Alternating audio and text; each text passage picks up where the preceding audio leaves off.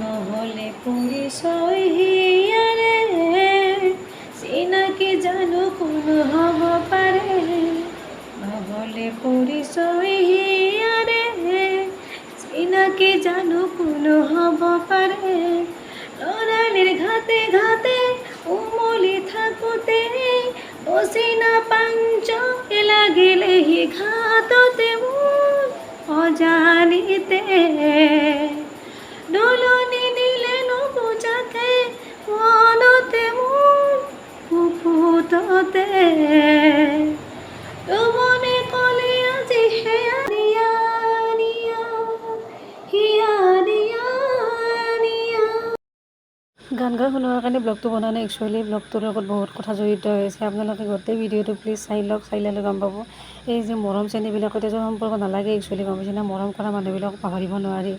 এই ঘৰখনৰ লগত বহুত ডাঙৰ সম্পৰ্ক জড়িত হৈছে। এই যে দেখিছে এই ফটো কপি হৈছে যোগেশ কলিতা, যোগেশ দাৰ ফটো। আজিৰ পৰা 19 বছৰ আগত যেতিয়া মই বিয়া হ'লোঁ, এই ঘৰখনত যাই পেলাই এনেই এটা মৰম পাইছিলোঁ যিটো আজিও পাহৰিব নোৱাৰোঁ, জানেনে? আৰু এই দুয়োজন ব্যক্তি তেখেতৰ ভায়েক। আজি 6 দিন আগত দীপন দাও হেৰাল, আমাৰ মাজৰ পৰা গুচি গ'ল। ইমান সুন্দৰ কণ্ঠৰ অধিকাৰী আছিল, মানে কি ক'ম আৰু।